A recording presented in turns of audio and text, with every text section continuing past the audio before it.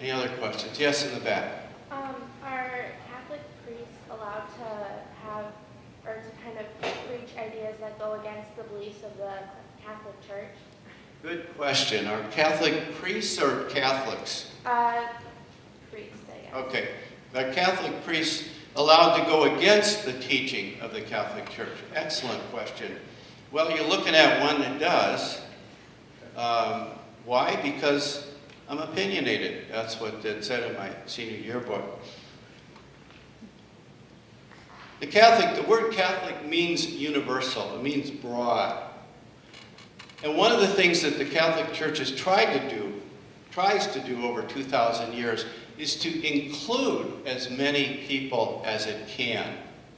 And if you do that, you have to include a very broad range of points of view about God and what's right and what we should be doing. There are periods within the Catholic Church's history when leadership has tried to pull that in and contain it and say, well, okay, but this is the way it really is. And what the Catholic Church typically does throughout history, especially when leadership tries to tighten it up real tight and pretty much say it's this way, it's not that way, and there's nothing in between, the Catholic Church will talk back from the pews and say, I'm sorry, I don't believe that. I need to know more. So I think, yes, the answer is they do take issue. Any other questions or comments? There is one. I'm not seeing it. Oh, yeah, sorry. What is your opinion on the Westboro Baptist Church? On the what? Westboro Baptist Church. Westboro Baptist Church? Do you know it? No. Oh, all right. Never mind then. Okay, sorry. Mandy, is that the one that's always protesting? Yes. They're the ones that went to the funerals of all those Marines who were killed in Iraq and protested against gay rights because I don't know what the connection is. It's despicable. Yeah. Is that clear? Yeah. Right. Thanks. Any other? Yeah. Are you a strong believer in hell? Am I a strong believer in hell? My answer to that is what Mother Teresa said. Do you remember? Did you ever know who she was? She died about 5 or 6 years ago. She was a Croatian woman who led an international group of nuns called the Sisters of Charity. And she was always working in the streets with dying people in India and other places of the world. She's, in our Catholic world, we kind of think of her as a saint, you know. So she had the answer about hell. What do I believe about it? She said, I do believe in hell. I just don't think there's anybody there. If hell isn't there. I think what she meant was life experience. The life you're leading, life I'm leading, life's experience can be hellish for us. And it can often be hellish, in other words, exceedingly painful, because either stuff happens to us or we make choices that cause a hellish way of living. And hopefully what happens is we learn through that. What I do believe there's one word that describes for me better than any other word in all of Scripture who God is and who I am. It's the word Emmanuel. Emmanuel. Does anybody know what that word means? It comes from the Hebrew. Emmanuel. Marcy, E-A-E-L is God. And Emmanuel, Eman is a way of describing God. It means God is with us. That one word has taught me more about who God is and who I am than any other word in Scripture. God is, that means now,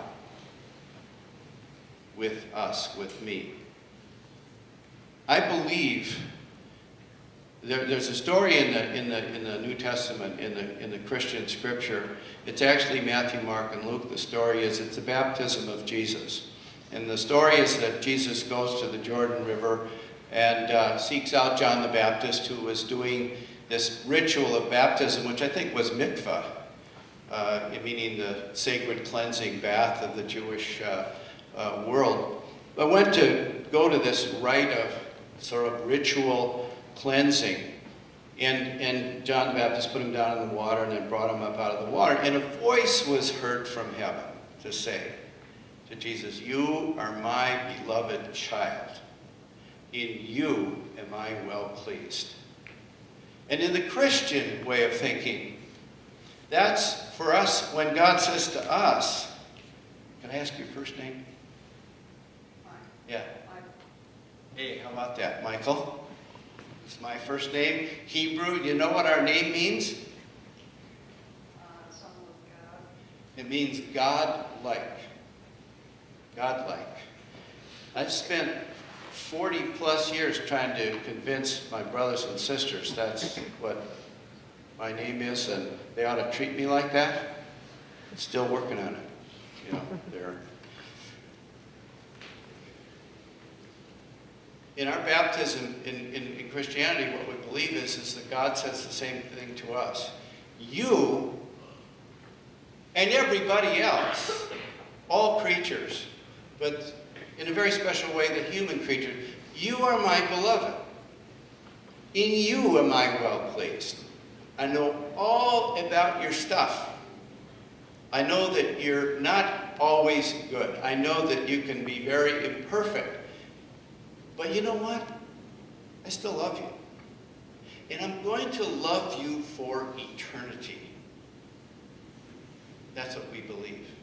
So to your question, Michael, God-like, to your question, is there a hell? Well, I love Mother Teresa's answer. Yeah, there is, but I'm not sure anybody's there. But I sure have experienced it in life. And a lot of it is a result of bad decisions that I've made. Don't worry about the future. Not if you're loved that way. Yes? Are you glad you became a priest? Am I glad I became a priest? Absolutely. I really am. I feel blessed for the work I've been able to do as a priest. It's not always been easy. I had a real crisis when I was 30 years old, 5 years after I was ordained.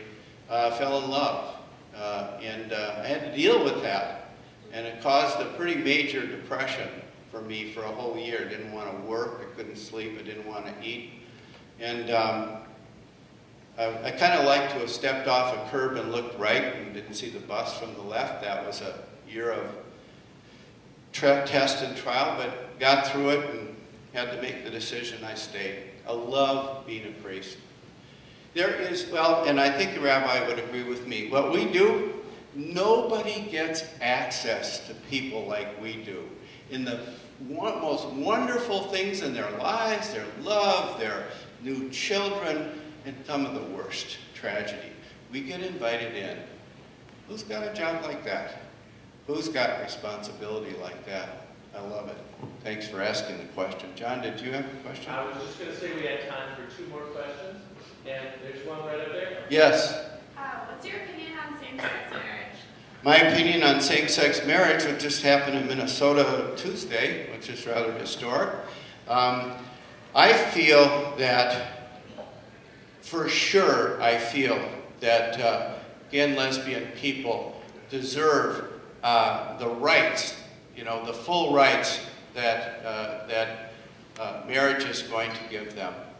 And all of the protections of the law, everything that the heterosexual couples get. My personal opinion about it is I think it's good. I think it's just, I think it's right. Now, who asked me if I agree with everything in the Catholic Church? See? So, got to be clear here, it's what I believe. And I think it's just, I think it's right, it's about time. I think what defines the meaning of human sexuality in terms of marriage is two people who are willing to make a commitment for life and keep it. And mostly because they have to create an environment for children, a stable, loving, predictable, consistent environment. So whoever can do that and do that well, yay, I say. One more, yes. Do you know why the Catholic Church is so against it? The same-sex marriage and things? Well, the Catholic Church has had a belief, still does, very strongly, that it's based on what the church calls natural law. And as they approach natural law, they look at what, if you will, the natural relationship between a man and woman in terms of that's how children come into the world sexually, and that's what dictates what marriage is. We also know that an environment that protects children, where two people are willing to make that commitment and provide that environment and keep that environment, is also a way, and in some instances a better way, to provide that kind of stability for children. All right, John? I'm coming slowly down the stairs, so Michael gets the last question. So you say that marriage is between two people who commit to each other. Do you feel that you are like married to God? Do I feel like I'm married to God? You started by saying, I said that marriage is where two people make a lifetime, commitment to one another. As the saying goes, for better, for worse, for richer, for poor, in sickness and health until death. So using that metaphor, do I feel I have the same relationship with God? I believe that God invited me into a covenanted commitment with God, to stand by a relationship. So I would say yes, from the point of view, it's a committed relationship with mutual, well, not with God, it isn't mutual, but understandings about what it means to be in the relationship. Round of applause for